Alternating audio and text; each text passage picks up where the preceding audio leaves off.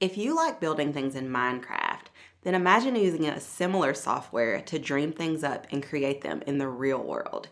It's known as additive manufacturing because a 3D printer builds an object by layering layer upon layer of material until it's finished. The 3D printer to your right prints things in carbon fiber. Carbon fiber is so light and strong that airplane wings are made from it. To its left is a different kind of 3D printer. This one uses lasers. The resin in the bottom tray is hit by a laser. The resin hardens in that exact spot. This process is repeated as the rest of the shape is formed. The automotive and airplane industries have been using this technology for years in order to develop prototypes in a cheap and easy way, but we are just starting to unlock the power of 3D printing. Tennessee is at the forefront of 3D printing technology.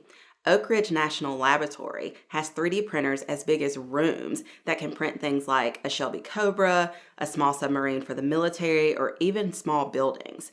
They can also 3D print with lots of different material, including metal. In the near future, 3D printing will be used to print all kinds of things, from huge structures like bridges and buildings to tiny things like printing tissue for your heart or your arteries.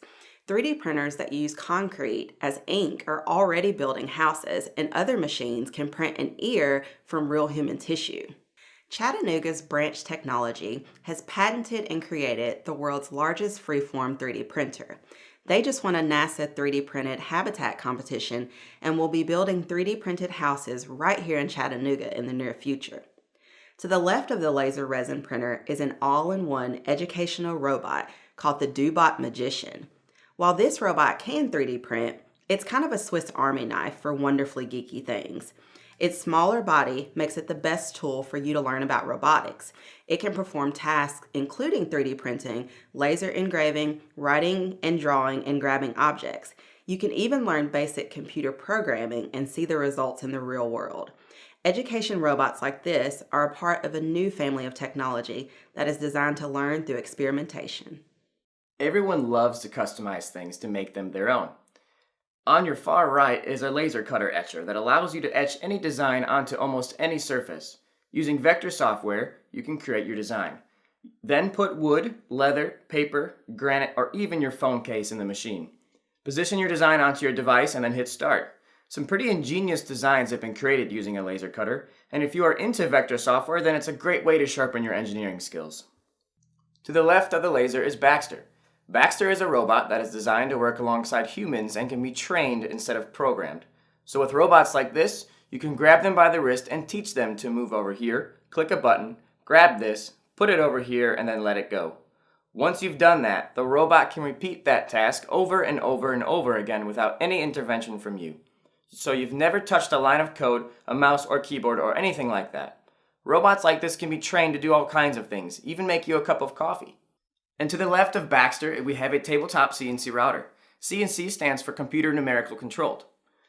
A computer-controlled drill bit carves away wood until the item you want is all that is left. Larger versions of a CNC router can take a full sheet of plywood and cut out things like furniture. There are free designs online, called open source designs, where you can download the file and cut it out on the CNC, or you can modify the designs using CAD software. Technologies like these are already having a big impact on the way we make things right here in Tennessee. If this sounds exciting to you, then look at careers in engineering, robotics, and even graphic design.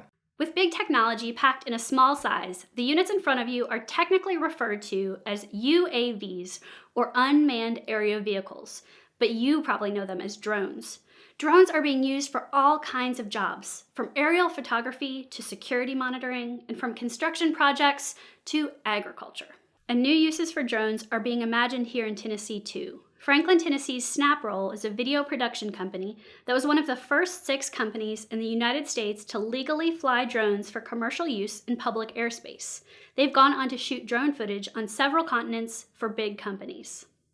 Agriculture in Tennessee already uses lots of high-tech equipment to put just the right amount of seed, fertilizer, or chemicals in just the right spot of the field. It's called precision agriculture. GeoAir, whose founder is from Bristol, Tennessee, combines drone technology with DNA air sample testing. And Farm Space Systems in Alamo, Tennessee, is already using drones to help farmers work smarter, make better decisions, and bring in better yields. As with all technology, someone has to develop the software to control the drones. So some drone manufacturers are allowing students like yourselves to experiment with controlling drones by using simple block coding.